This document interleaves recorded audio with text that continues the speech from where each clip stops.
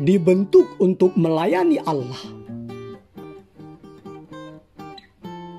Shalom mitra produktif, masih bersama dengan saya, Pastor Tommy Ringo, di Tahta Daud Channel dan Podcast Produktif dalam program 50 episode kehidupan yang dikendalikan oleh tujuan yang alkitabiah. Untuk apa kita ada di dunia ini? Episode 30. Sebelum kita belajar bersama dan memulai perjalanan rohani yang mengasihkan ini, mari kita memperkatakan dan merenungkan firman Allah yang tertulis dalam kitab Mazmur 119 ayat 73 yang berkata, "Tanganmu telah menjadikan aku dan membentuk aku. Berilah aku pengertian, supaya aku dapat belajar perintah-perintah-Mu." Juga dalam kitab Yesaya 43 ayat 21 yang berkata, "Umat yang telah kubentuk bagiku akan memberitakan kemasyuranku."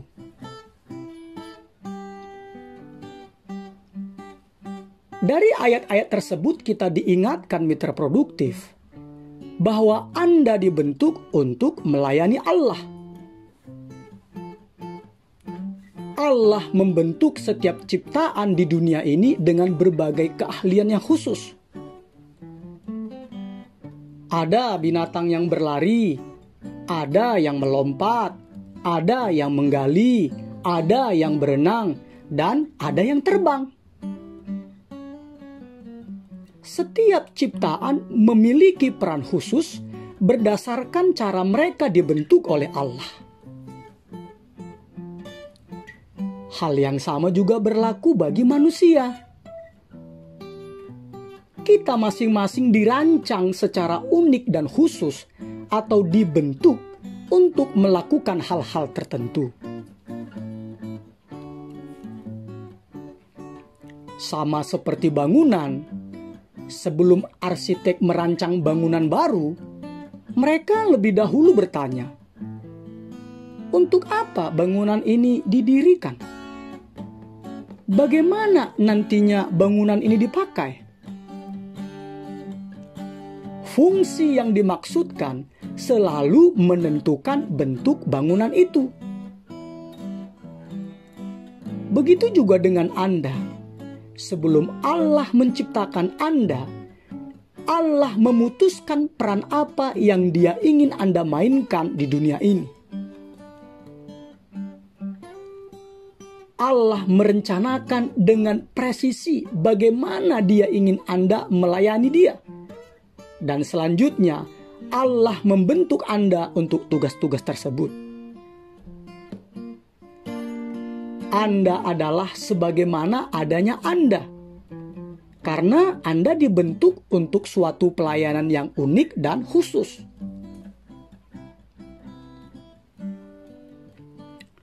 Firman Allah dalam surat Efesus 2 ayat 10 berkata, "Karena kita ini buatan Allah, diciptakan dalam Kristus Yesus untuk melakukan pekerjaan baik yang dipersiapkan Allah sebelumnya. Ia mau supaya kita hidup di dalamnya." Allah dengan sengaja membentuk Anda untuk melayani Dia dengan cara tertentu yang membuat pelayanan Anda unik. Jadi Anda bukanlah produk yang dihasilkan di pabrik secara massal. Anda adalah sebuah karya agung yang dirancang khusus, unik, dan asli. Firman Allah dalam kitab Mazmur 139 ayat 13-16 berkata, "Sebab Engkaulah yang membentuk buah pinggangku, menenun aku dalam kandungan ibuku. Aku bersyukur kepadamu oleh karena kejadianku dahsyat dan ajaib. Ajaib apa yang kau buat, dan jiwaku benar-benar menyadarinya. Tulang-tulangku tidak terlindung bagimu, ketika aku dijadikan di tempat yang tersembunyi, dan aku direkam di bagian-bagian bumi yang paling bawah. Matamu melihat selagi aku bakal anak, dan dalam kitabmu semuanya tertulis hari-hari yang akan dibentuk sebelum ada satu pun daripadanya.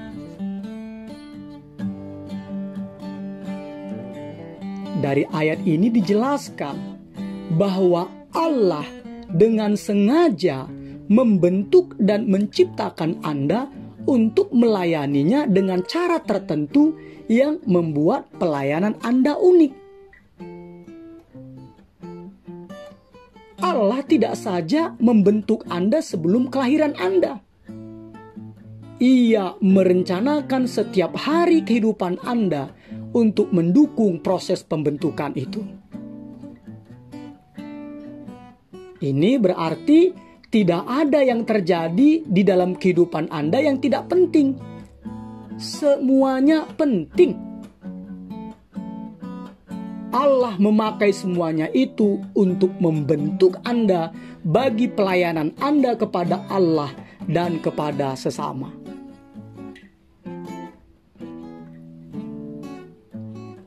Allah tidak pernah menyia-nyiakan apapun.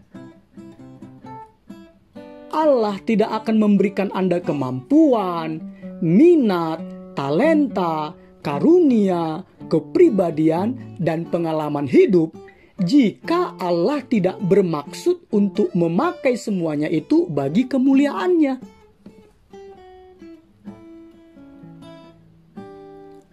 Dengan mengidentifikasi dan memahami semua faktor tersebut, yaitu kemampuan, minat, talenta, karunia, kepribadian, dan pengalaman hidup, Anda akan dapat menemukan kehendak Allah untuk kehidupan Anda.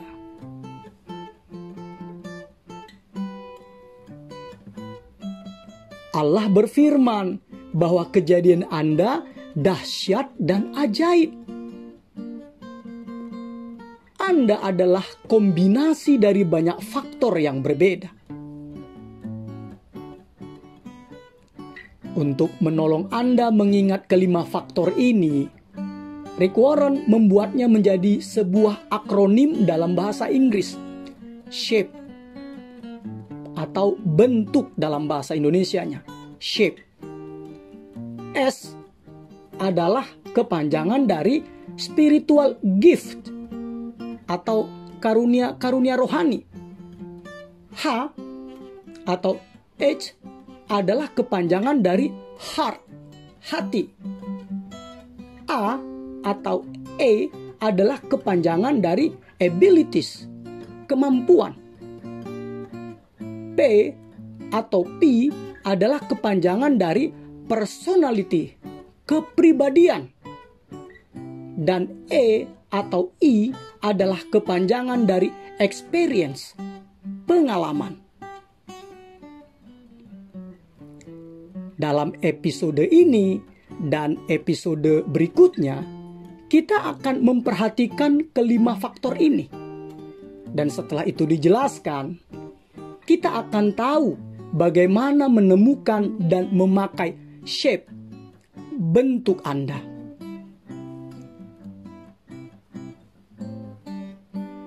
Jadi, mitra produktif, kapanpun Allah memberi kita sebuah tugas, Dia selalu memperlengkapi kita dengan apa yang kita butuhkan untuk menyelesaikannya.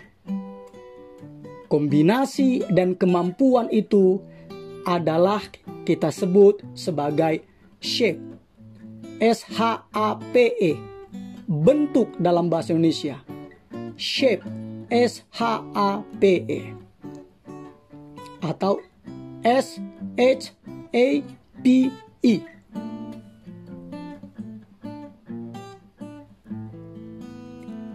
Huruf S dari akronim SHAPE adalah spiritual gift, karunia rohani. Bagaimana membuka karunia rohani Anda?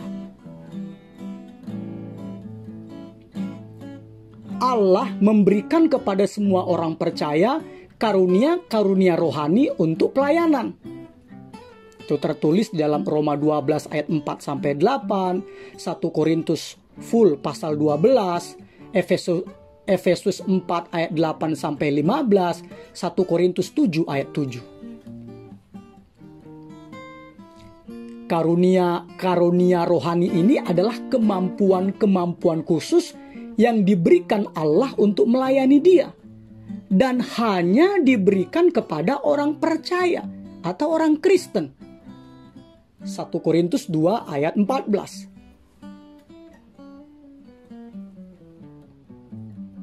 Anda tidak bisa mengupayakan atau berhak menerima karunia rohani Anda sebagai upah dari usaha atau kerja Anda. Itu murni pemberian Allah kepada Anda. Makanya disebut karunia. Surat Efesus 4 ayat 7 berkata, tetapi kepada kita masing-masing telah dianugerahkan kasih karunia menurut ukuran pemberian Kristus. Anda juga tidak bisa memilih karunia apa yang ingin Anda miliki, karena Allah yang menentukannya, seperti yang tertulis dalam surat 1 Korintus 12 ayat 11. Tetapi semuanya ini dikerjakan oleh Roh yang satu dan yang sama, yang memberikan karunia kepada tiap-tiap orang secara khusus seperti yang dikehendakinya. Dan juga tidak ada satu orang pun yang memiliki semua karunia. 1 Korintus 12 ayat 29-30.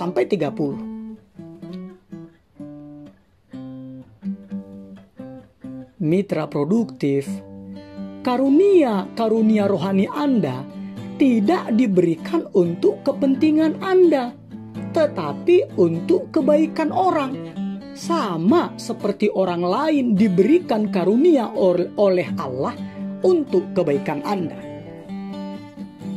Sekali lagi saya katakan ya, karunia rohani Anda tidak diberikan untuk kepentingan Anda sendiri, tetapi untuk kebaikan orang lain. Sama seperti orang lain diberikan karunia oleh Allah untuk kebaikan Anda. Surat 1 Korintus 12 ayat 7 berkata, tetapi kepada tiap-tiap orang dikaruniakan penyataan roh untuk kepentingan bersama. Tujuan Allah merencanakannya semuanya itu supaya kita saling membutuhkan. Ketika kita bersama-sama saling memakai karunia kita masing-masing, kita semua memperoleh manfaat. Jika orang lain tidak memakai karunia-Nya, Anda rugi. Dan jika Anda tidak memakai karunia Anda merugikan orang lain. Itulah sebabnya kita diperintahkan untuk menemukan dan mengembangkan karunia-karunia kita. Pernahkah Anda meluangkan waktu untuk menemukan karunia rohani Anda? Ingat, sama seperti kado yang tidak dibuka, tidak ada gunanya. Begitu juga karunia rohani yang tidak terungkap, tidak ada artinya. Anda harus membuka dan menggunakan karunia-karunia Anda.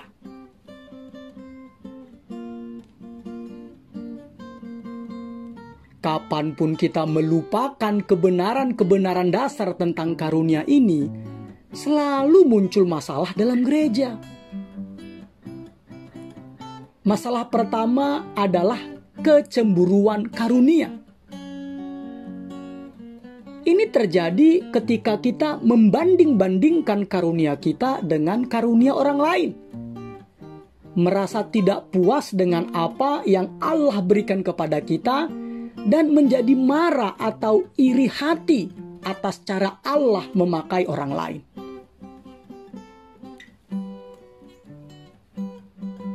Masalah kedua adalah proyeksi karunia. Ini terjadi ketika kita mengharapkan orang lain memiliki karunia-karunia yang sama dengan kita, melakukan apa yang menjadi panggilan kita, dan merasa bergairah dan terbeban sama seperti kita. Padahal firman Allah dalam surat 1 Korintus 12 ayat 5 berkata,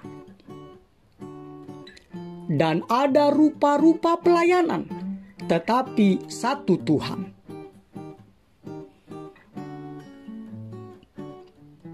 Mitra produktif, kita seringkali terlalu menekankan karunia-karunia rohani, sehingga mengabaikan faktor-faktor lain yang dipakai Allah untuk membentuk kita untuk melayani.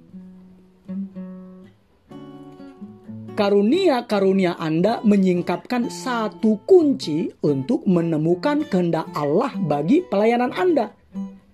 Tetapi karunia-karunia rohani Anda bukanlah gambaran keseluruhan atau sepenuhnya.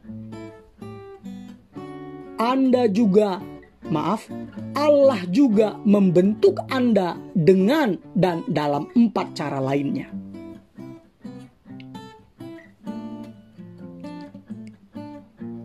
Huruf H atau H dari akronim SHAPE adalah heart atau hati. Bagaimana mendengarkan hati Anda?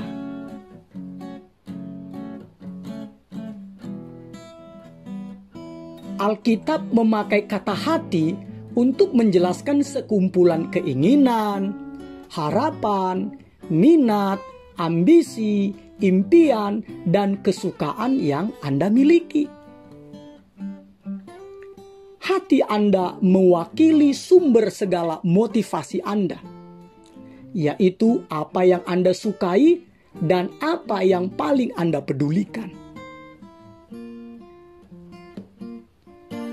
Firman Allah dalam kitab Amsal 27 ayat 19 berkata, "Seperti air mencerminkan wajah, demikianlah hati manusia mencerminkan manusia itu." Hati Anda menyingkapkan siapa Anda yang sebenarnya, jati diri Anda, bukan apa yang orang lain pikirkan tentang Anda. Hati Anda menentukan mengapa Anda mengatakan hal-hal yang Anda katakan, mengapa Anda merasakan seperti yang Anda rasakan, dan mengapa Anda bertindak seperti yang Anda lakukan. Secara fisik, selain kita mempunyai sidik jari yang unik, mata yang unik, suara yang unik, kita juga memiliki pola detak jantung yang unik. Dari miliaran orang yang pernah hidup, tidak pernah seorang pun yang memiliki detak jantung yang sama persis seperti detak jantung Anda. Begitu juga Allah memberikan kepada kita masing-masing detak jantung emosional yang unik, yang berdetak atau berdegup ketika kita berpikir tentang suatu subjek, aktivitas, atau keadaan yang menarik perhatian kita. Kita secara naluriah mempedulikan beberapa hal dan tidak mempedulikan pada hal-hal lainnya. Ini adalah petunjuk di mana seharusnya Anda melayani. Sekali lagi saya katakan ya, ini adalah petunjuk di mana seharusnya Anda melayani.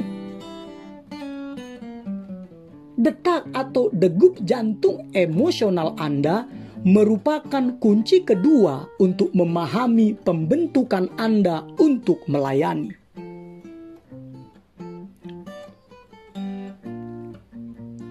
Kata lain dari hati ialah gairah atau minat.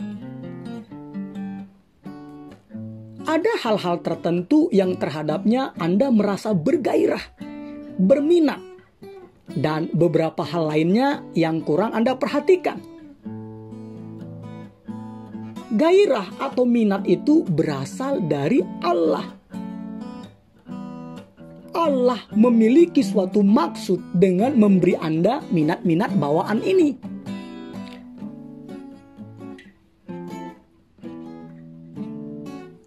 Jangan mengabaikan berbagai minat Anda. Pertimbangkanlah bagaimana semuanya itu dapat dipakai untuk kemuliaan Allah. Ingat, pasti ada suatu alasan mengapa Anda suka melakukan hal-hal itu.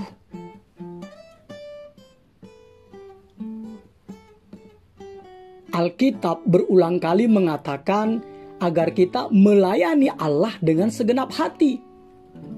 Itu Ulangan 11 ayat 13, 1 Samuel 12 ayat 20, Roma 1 ayat 9, Efesus 6 ayat 6. Ini artinya Allah ingin Anda melayaninya dengan penuh gairah, bukan karena kewajiban. Allah ingin Anda memakai minat-minat alamiah Anda untuk melayani Dia dan orang lain.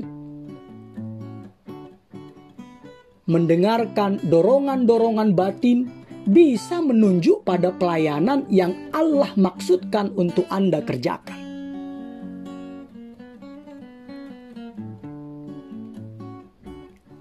Mitra produktif, bagaimana Anda mengetahui bahwa Anda sedang melayani Allah dari hati Anda? Tanda penting pertama adalah antusiasme. Anda melakukan apa yang Anda sukai, dan tidak ada orang yang perlu memotivasi Anda atau menantang Anda atau mengawasi Anda. Anda melakukannya hanya karena menyukainya. Itu tok. Anda tidak memerlukan hadiah atau penghargaan atau bayaran karena Anda suka melayani dengan cara itu. Kebalikannya juga berlaku. Ketika Anda tidak suka terhadap apa yang sedang Anda kerjakan, Anda dengan mudah menjadi putus asa.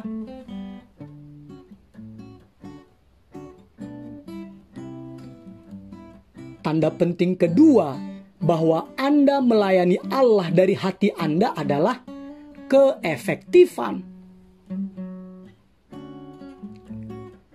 Ketika Anda melakukan apa yang Allah ingin Anda lakukan dan Anda suka melakukannya, maka Anda akan melakukannya dengan baik. Jika Anda tidak peduli atau tidak suka kepada suatu tugas, tidak mungkin Anda menonjol atau hebat dalam tugas tersebut.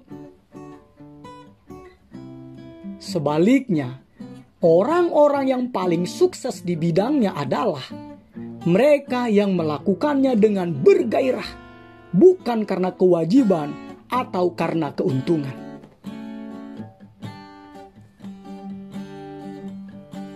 Kita mungkin pernah mendengar orang berkata, "Saya mengambil dan melakukan pekerjaan yang tidak saya sukai ini dengan maksud memperoleh banyak uang, sehingga suatu hari nanti saya bisa berhenti dan melakukan apa yang saya suka lakukan." Ini adalah kesalahan besar. Jangan sia-siakan kehidupan Anda dengan melakukan pekerjaan yang tidak mengekspresikan hati Anda. Jangan. Ingatlah, hal-hal terbesar di dalam kehidupan bukanlah materi. Arti atau makna jauh lebih penting daripada uang. Orang terkaya di dunia pernah berkata,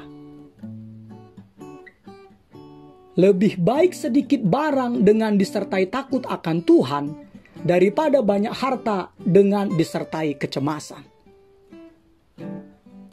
Amsal 15 ayat 16.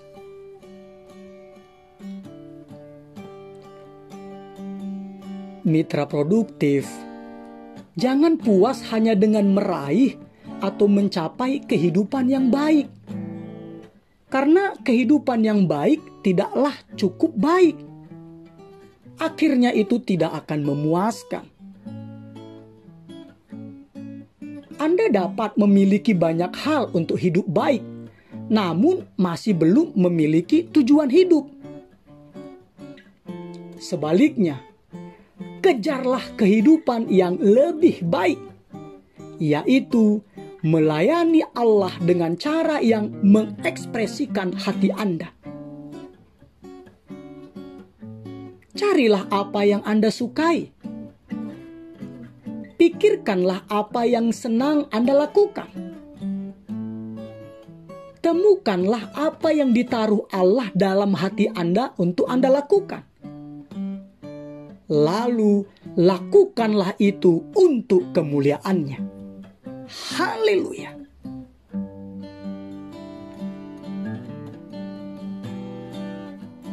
Episode 30. Berpikir dan merenungkan tujuan hidup saya. Nilai-nilai atau prinsip-prinsip yang harus dipikirkan dan direnungkan. Saya dibentuk untuk melayani Allah.